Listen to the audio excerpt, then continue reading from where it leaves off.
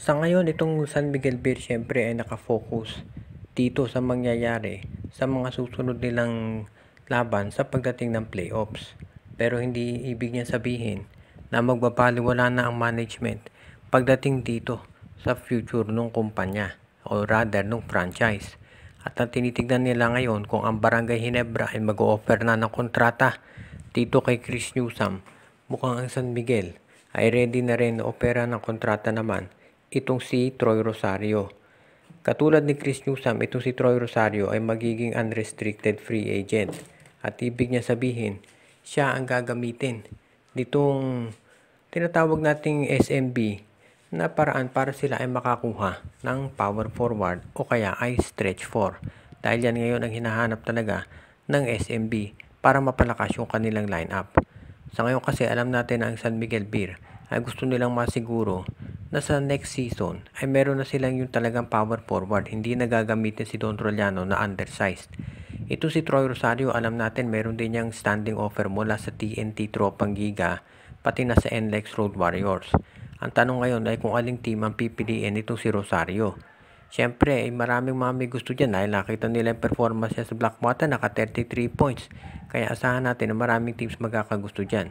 Ngayon, ang San Miguel Beer sa tingin ko, kung gusto ni Troy Rosario na manalo ng kampyonato, mukhang sa SMB pinakamalaki yung chance niya dahil alam naman natin ang lakas ng lineup ng San Miguel Beer. At of course sa TNT rin. Pero dahil nga sa hindi niya maganda experience sa TNT, ay baka magdesisyon na si Troy Rosario na magpumalik dyan. Pero hindi pa rin natin masasabi. Sa bandang huli, si Troy Rosario na ang magdedesisyon kung saan team siya mapupunta.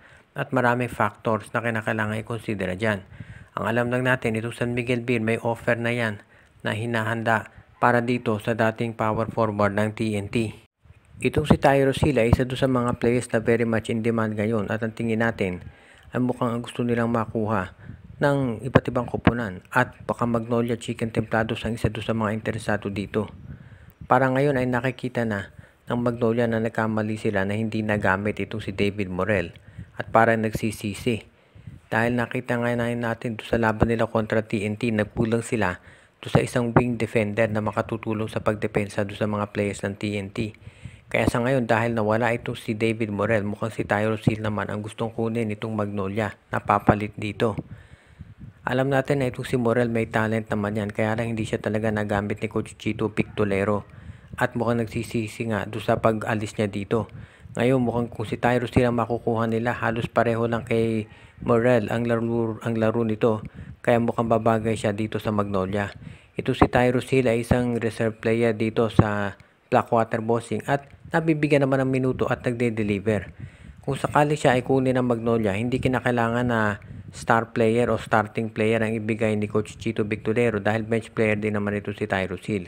Pwede na ito sila Jackson Corpus o kaya itong si Jeric Ahanmisi o Rom De La Rosa ang ibigay ng Magnolia at magiging fair trade na yan. Ang tanong na lamang ay kung pakakawalan ito ng Blackwater Bossing. Tandaan natin ito si Tyro Seal. Ang nag-draft dyan sa PBA ay si Jeffrey Cariaso na coach ngayon ng Converge Fiber Excel. So baka hindi yan bitawan ni Jeff unless maganda talaga ang i-offer na kapalit ng Magnolia.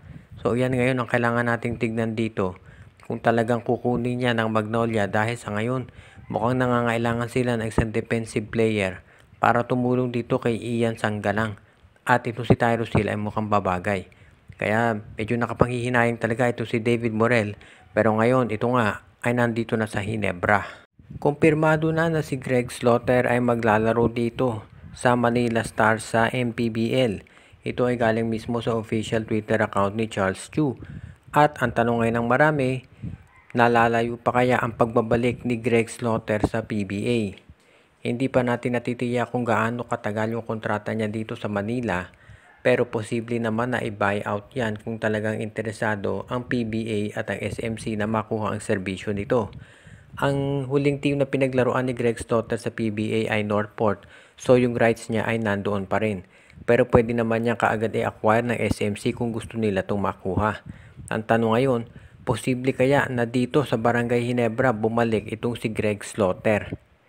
Alam naman natin lahat na ngayon ay nangangailangan ng big man ang Barangay Ginebra lalo na at may injury si Jamie Malonzo at napapabalita na malalagay sa trading block itong si Sydney Onwubere. So kung sakasakali po pwedeng mangyari dyan, kapag nakuha ng Barangay Ginebra si Greg Slaughter, may Slaughter at Stan Hardinger sila sa center. At sa power forward naman si Aguilar at itong si Jamie Malonzo.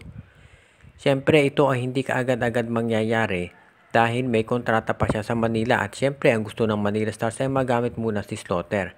At oobserbahan siyempre ng SMC management kung ano magiging performance ni Greg dito sa NPBL at kung maging maganda ito at saka nila ito kukunin. Sa ngayon, excited lang ang lahat na makita muli ito si Greg Slaughter na maglaro dito. At ang tanungan ng karamihan ay kung kailan siya makababalik dito sa PBA. Siyempre bukod dito sa Ginebra, pwede rin si Slaughter mapunta dito sa Magnolia Chicken Templados o kaya sa SMB. Depende kung anong magiging desisyon ng management dyan. Pero sa ngayon, si Greg Slaughter ay dito muna sa Manila Stars at uobserbahan ng lahat kung kaya pa rin niyang mag-dominate. Mag-uumpisa na ang playoffs at ang ibig niya sabihin na lalapit na rin yung pending na unrestricted free agency nitong si Chris Newsome. Kapag natapos ang season na to, regardless kung anong mangyari sa Meralco Bolts, ito si Chris Newsome ay magiging unrestricted free agent. At ang tanong ngayon ng karamihan ay kung saang team siya kaya mapupunta. Siyempre maraming mga magiging spekulasyon dito, pero ang nakikita natin ay mukhang itong si Chris Newsome ay baka sa Barangay Ginebra na talaga mapunta. Siyempre ang lahat ng ito ay magdedepende pa rin dito sa magiging desisyon ng management pagdating dito sa kanilang magiging tinatawag na performance at do sa mga iba pang mga tinatawag na contract stipulations at transactions. Pero kung sakasakali na gusto ng Ginebra na makuha itong si Chris Newsome, sa tingin ko ay oopera na nila ng kontrata yan pagkatapos nitong season na to.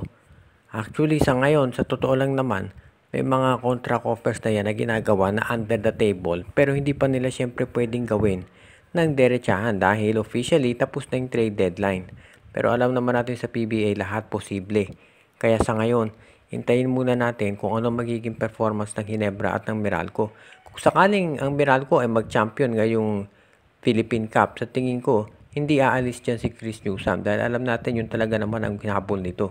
Pero kung sakaling maaga ma-eliminate itong Meralco Bolts, lalong mapapersuade itong si Newsome na umalis na dyan at lumipat ng team. Tandaan natin, itong si Jared Dillinger at si Nance Pinto, mga dating Meralco ball players yan, na napunta dito sa Barangay Ginebra at nanalo na ng mga kampyonato. Kaya hindi nakapagtataka na ito si Chris Newsome ay ganyan din ang gusto niya na mangyari para sa kanya. Kaya abangan na lang natin kung ano magiging sitwasyon dito kung si Chris Newsome nga ay tuluyang lumipat sa Ginebra. Shout out kay Alicia Garcia, Donel Santiago, Joseph Pineda, Joshua Giray Espejo at Rosales family, JJ Sibum, Edwin Carmona Jr., Ireneo Salangsang, kay Judy, Edwina, Shaina, Carl, Jaira at Jonah Villarosa, Ronald Berbosidad, Jonald Malyari, kay Romeo Conchada, Katsakino Dukusin, John Mark Cantos, pinabati din natin si John Ray Mark Escuela, Carl Alarcos, pati na rin si Alexis Teterala, Kuya Mike TV, si Enju, si JJ Sibum, si Jason Mendoza, RG Bueno at Dalina family, si Anthony Alon family at ang iba pa nating mga taga-subaybay pati si Junjun, Angie, Patpat at B-Boy Matas.